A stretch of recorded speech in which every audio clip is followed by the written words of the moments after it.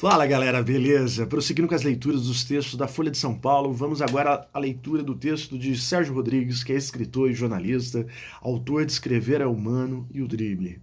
O texto dele, um título bastante interessante: Panapanás, Espichas, Greys e Outros Bichos. Vamos então à leitura.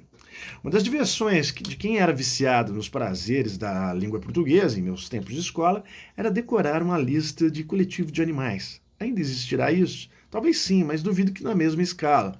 O menor investimento em decoreba é uma das poucas boas notícias da educação neste século.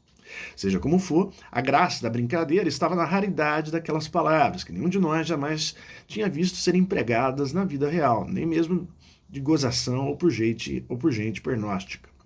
Dou como exemplos coletivos de ovelha, segundo o dicionário Wise: alavão, alfere, armentio, armento, fato, grei, malhada, ovelhada, oviário, ovil, pegulhal, rebanho, redil.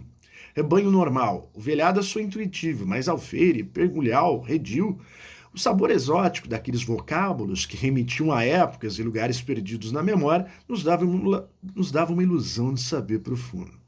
Ao mesmo tempo, despertava uma curiosidade marota. Por que diabos aqueles pedantes do passado não chamavam seu montão de ovelhas, sei lá, montão de ovelhas?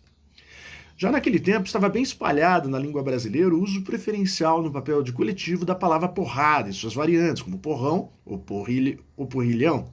O contraste entre a informalidade de uma porrada de ovelhas e o traje a rigor de um alavão ou armento era justamente o que nos fazia rir. Havia também as palavras que traduziam embutidas em si, autossuficiente, a vocação para o cômico. Derivado do tupi, o termo panapaná ou panapanã parecia talhado para despertar sorrisos até em quem não soubesse tratar-se de um coletivo de borboletas. O mesmo podia ser dito de outros substantivos coletivos rebuscados, como badanagem de cavalos, formigame de formigas, bidu e espicha ou maloca de peixes. Ainda bem que existiam também palavras sensatas, como cavalaria, formigueiro e cardume, para não falar de bando que acabava servindo meio que para tudo. Mas não eram só os bichos. Havia coletivo esquisito de coisas, como montanhas, serrania, árvores, bosquete, e até pregos, pregaria. Se fôssemos levar as últimas consequências, aquela mania de criar um nome para o agrupamento de cada unidade classificatória do universo, aonde iríamos parar? Qual seria a palavra para um conjunto de mágoas, de pudins, de dentistas, de ex-amantes, de tiozões do Zap, de deputados federais? A criatividade é livre, mas pelo menos no último caso, o dicionário traz respostas prontas.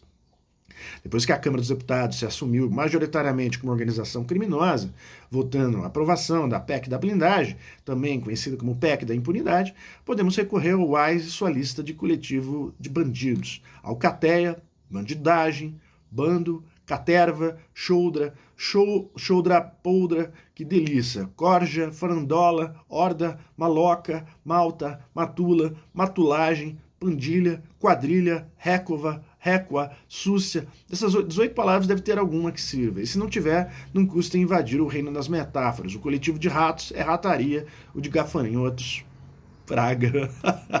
É isso aí, grande abraço, até mais. E é claro, valeu!